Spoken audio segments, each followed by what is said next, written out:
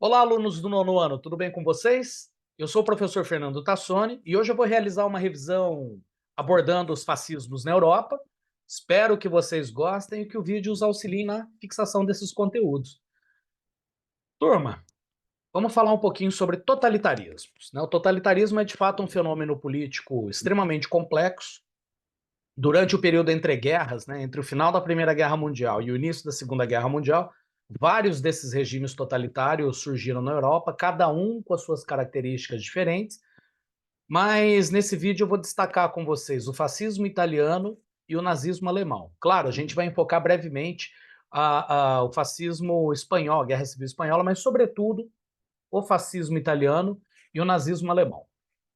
Para a gente iniciar, quais são as principais características desses regimes? No caso do fascismo italiano, que era liderado por Benito Mussolini, esse regime emergiu na Itália após o final da Primeira Guerra Mundial e tinha como características o nacionalismo extremo, ou seja, enfatizava uma pretensa grandeza da nação italiana.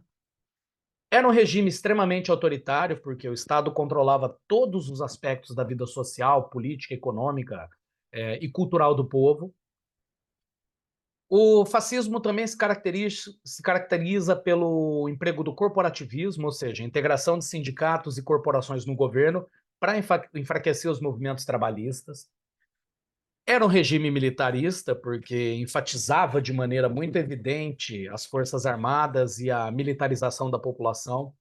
Fazia uso recorrente da propaganda, ou seja, empregando de maneira intensa os veículos de comunicação para promover a ideologia. Com relação ao nazismo alemão, o nazismo alemão, sob o comando de Adolf Hitler, se tornou um dos regimes totalitários mais cruéis e perversos que já foram instituídos na história da humanidade. Dentre as principais características do nazismo alemão, nós podemos destacar o antissemitismo, que é a perseguição aos judeus, o racismo, que é a crença na superioridade da raça ariana, o Lebensraum, que é a busca por espaço vital através da expansão territorial, a criação da Gestapo, que era a polícia secreta usada para reprimir as oposições, e o Holocausto, que foi o genocídio de milhões de judeus. Claro, havia também um forte caráter anticomunista e antiimperialista, tanto no fascismo italiano quanto no nazismo alemão. É óbvio e disso a gente não pode se esquecer. Pois bem, como é que se deu a ascensão política de Benito Mussolini na Itália? Pessoal, em 1919, durante uma grave crise na Itália, Benito Mussolini fundou o Fátio de Combatimento, né, o Fecho de Combate, um movimento político que era nacionalista, antiliberal e, sobretudo, anticomunista. Essa organização acaba se tornando o núcleo inicial do Partido Fascista, e notem, poucos tempos, pouco tempo depois da oficialização do partido, cerca de 300 mil filiados aderiram à ideologia de Mussolini, que era chamado de Duce, ou líder em italiano. Pessoal, vou fazer várias pausas aqui para tomar água, porque a minha garganta hoje está um caso complicado. Em 1922, ocorreu a chamada Marcha sobre Roma, que foi uma manifestação violentíssima organizada pelos seguidores de Mussolini, seguidores que ficaram conhecidos como os camisas negras, né? Eles começaram a perseguir os comunistas e passaram a exigir o poder. O objetivo era pressionar o rei da Itália, o Vítor Emanuel III, a conceder mais autoridade para Mussolini. A ação dos fascistas impediu, inclusive, uma guerra geral, uma greve geral, me desculpem, o que acabou resultando no apoio da burguesia, né? Então, os burgueses, os proprietários de empresas, os empresários, industriários italianos aderiram rapidamente à ideologia fascista, porque os fascistas se colocaram contra os movimentos trabalhistas na Itália. Diante dessa demonstração de poder, o rei então convidou Mussolini para integrar o governo como primeiro-ministro, marcando assim a ascensão do fascismo ao poder. Já nas eleições de 1924, o Partido Fascista obteve cerca de 65% dos votos e formou a maioria dos deputados no parlamento italiano, apesar das acusações de fraude. país vivia naquele momento sob uma monarquia parlamentarista, mas quem tinha o controle efetivo do poder apoiado pelas classes dominantes, obviamente que era Mussolini. A partir daí houve uma forte censura à imprensa, iniciaram-se as perseguições às oposições, tanto que em 1925 o Senado e a Câmara foram extintos, né? E a Itália passou a viver sob um regime de partido único, ou seja, uma das características de organizações totalitárias, né? O Partido Único era o Partido Nacional Fascista, que teve com Mussolini a representação de um ditador absoluto. Mussolini governou a Itália, pessoal, entre 1922 e 1944, fazendo da perseguição aos seus adversários uma política de Estado. Agora, qual era o contexto sociopolítico e econômico na Alemanha no período imediatamente pós Primeira Guerra Mundial? Gente, em 1919, após a Primeira Guerra Mundial, vocês sabem que o Tratado de Versalhes impôs sanções muito rigorosas à Alemanha. Então, o país enfrentava uma economia, problemas relacionados com uma economia arrasada e agitações populares generalizadas. Na cidade de Weimar, os parlamentares recém-eleitos iniciaram um regime republicano e prepararam uma nova constituição, criando a chamada República de Weimar, que vigora de 1919 a 1933. No entanto, a crise econômica persistiu. As dívidas de guerra complicaram a situação e houve muita instabilidade política, com seguidas tentativas de golpe, tanto por parte de nacionalistas quanto de monarquistas. Os operários organizados em associações socialistas e comunistas também passaram a se manifestar. Na década de 1920, a Alemanha recebeu alguns capitais estrangeiros, aliás, muitos capitais estrangeiros, né? Especialmente dos Estados Unidos, o que trouxe uma relativa recuperação econômica. Porém, a crise de 1929 mudou tudo. Os capitais americanos foram retirados, né, o que desencadeou inúmeros problemas econômicos. O desemprego e a inflação aumentaram, afetando cerca de 6 milhões de trabalhadores, ou um terço da população economicamente ativa, e isso favoreceu o crescimento de grupos de extrema-direita. Propunham soluções através do controle estatal. Então, o Partido Nazista surgiu nesse contexto. Em 1923, os nazistas tentaram executar um golpe de Estado, chamado Putsch, de Munique, mas eles não tiveram sucesso.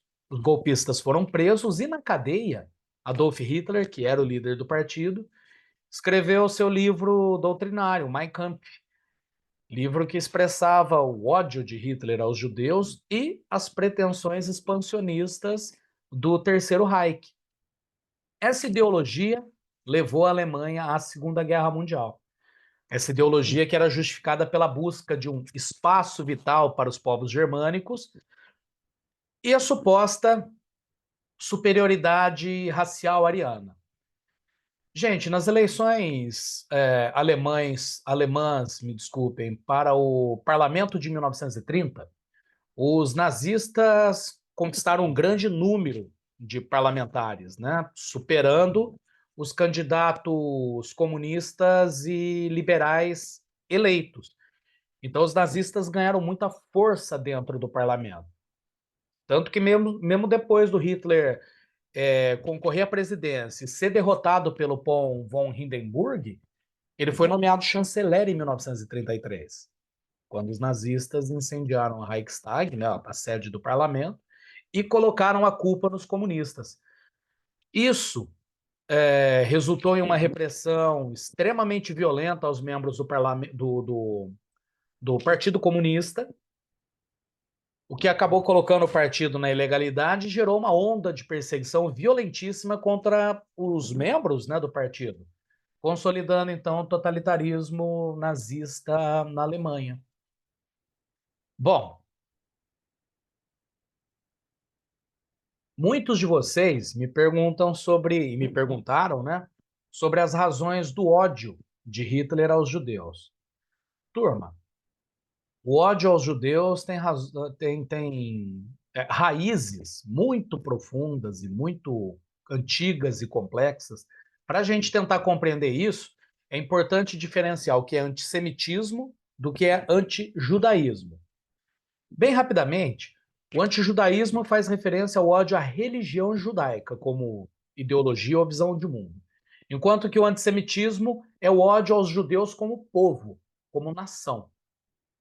No entanto, muita gente acha que o antijudaísmo ele acaba sendo antissemita também, porque esses grupos de extrema direita acreditam que a religião, sobretudo na Alemanha, né, eles acreditavam que a religião judaica tinha contaminado a nação. Na antiguidade, algumas seitas viam os judeus como agentes da propagação da religião do demônio.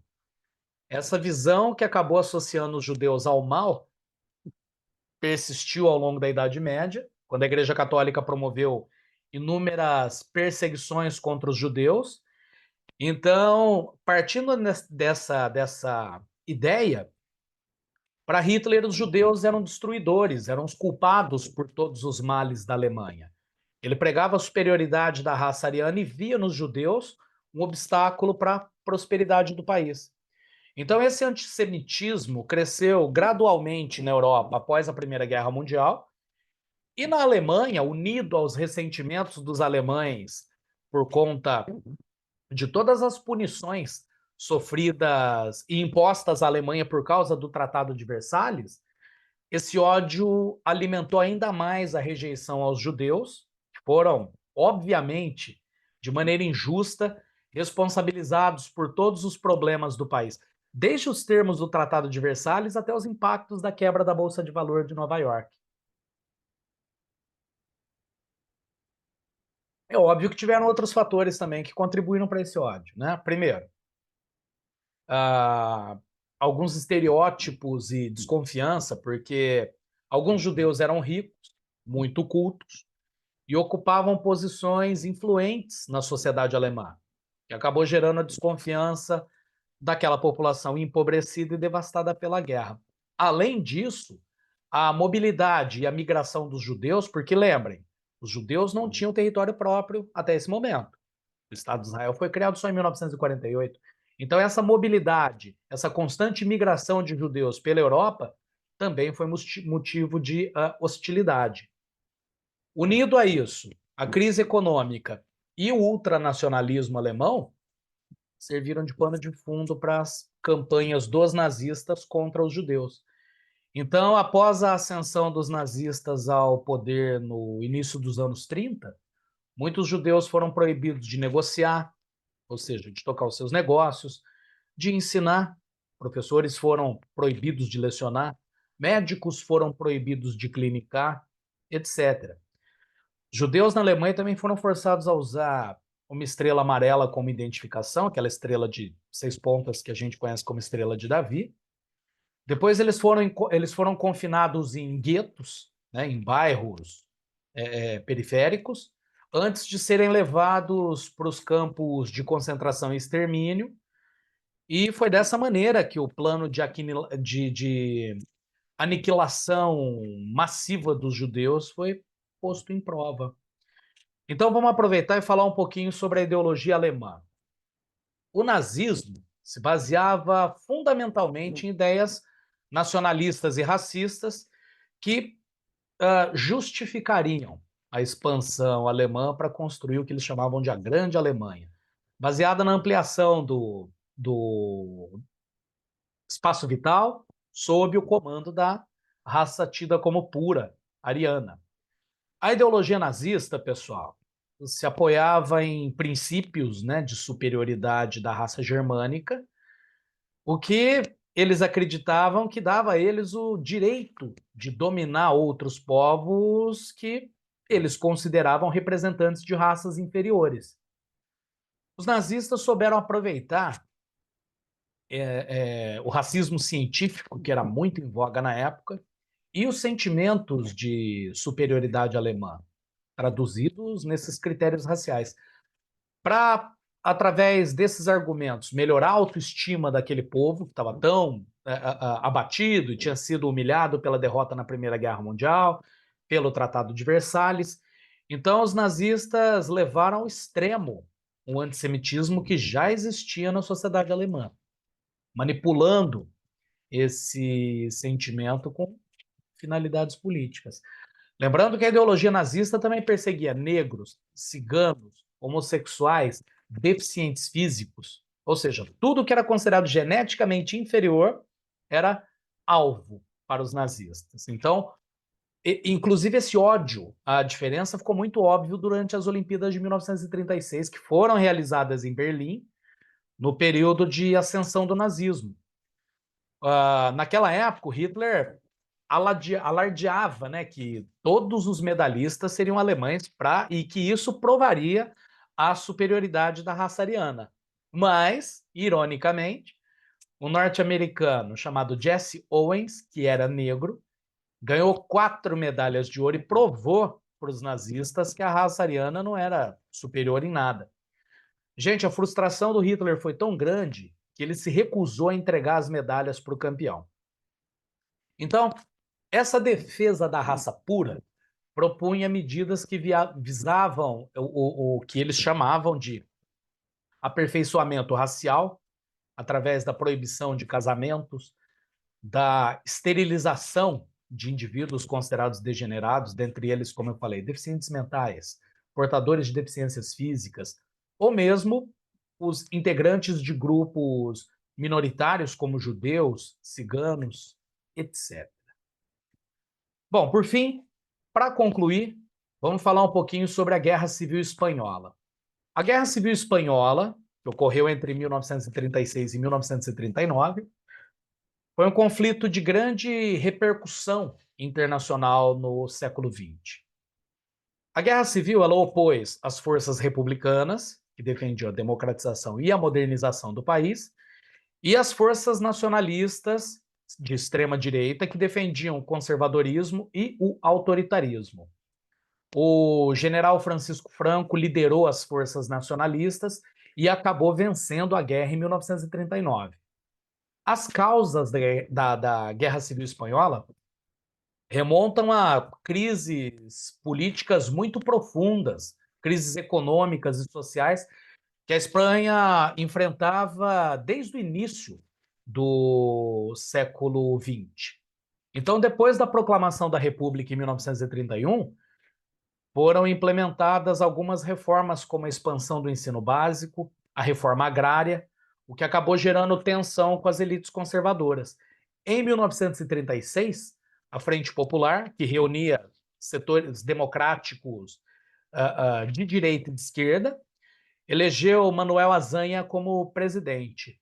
Só que um grupo de extrema-direita chamada Falange, esse grupo liderado pelo general Francisco Franco, se rebelou contra o novo governo e deu início à Guerra Civil.